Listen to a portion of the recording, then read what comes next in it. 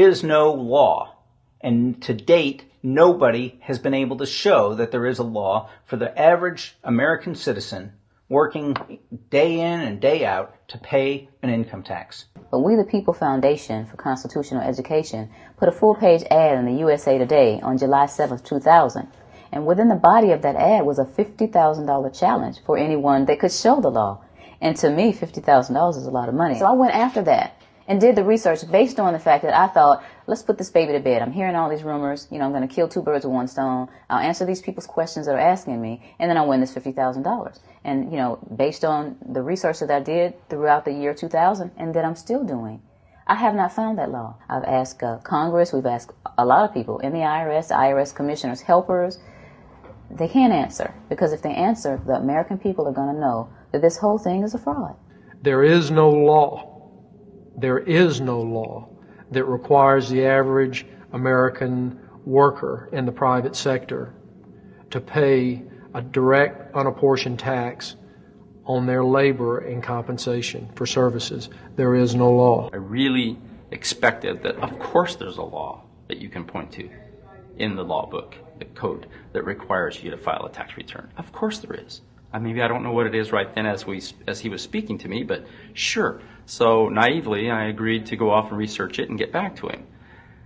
3.5 months later, I was at that point where I couldn't find the statute that clearly made a person liable, at least not me and most people I know. And I had no choice in my mind except to resign. I had to leave the IRS because I presented evidence that I had accumulated indicating that the agency was violating the law and violating people's rights. And I asked the agency for a response to my sincere concerns.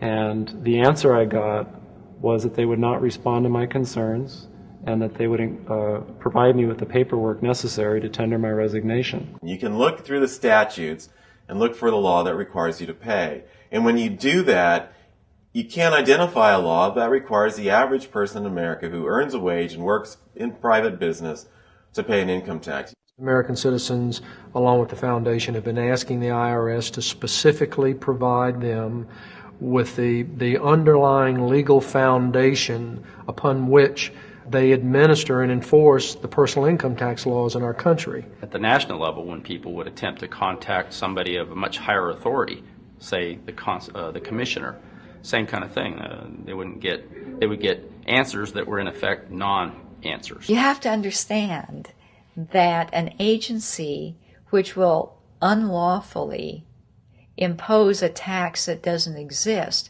is not going to care. If we the people don't know what our rights are, they're not going to tell us. If Americans just learned that the IRS was actually knowingly deceiving them, that would be enough for them to rise up and put a stop to it. 100% of what is collected is absorbed solely by interest on the federal debt. All individual income tax revenues are gone before 1 nickel is spent on the services taxpayers expect from government. People have been told, that you need this income tax system to fund government, which is absolutely ridiculous. My question is, well, if that's true, how did we fund government from 1776 to 1913? The main purpose of the income tax is not to raise revenue, but to redistribute wealth and to control society. A lot of people might say, well, gee, if there wasn't an income tax, what would happen to education? They don't understand that education is paid for the most part, out of state and local taxes, your property tax. People might say, well, how are we going to build and maintain our highways? If there's no money coming into the government, we need our highways. There is a tax on every gallon of gasoline that people buy. Proceeds from the income tax do not pay for highway construction. I believe that in both spirit and substance, our tax system has come to be un-American. Death and taxes may be inevitable, but unjust taxes are not.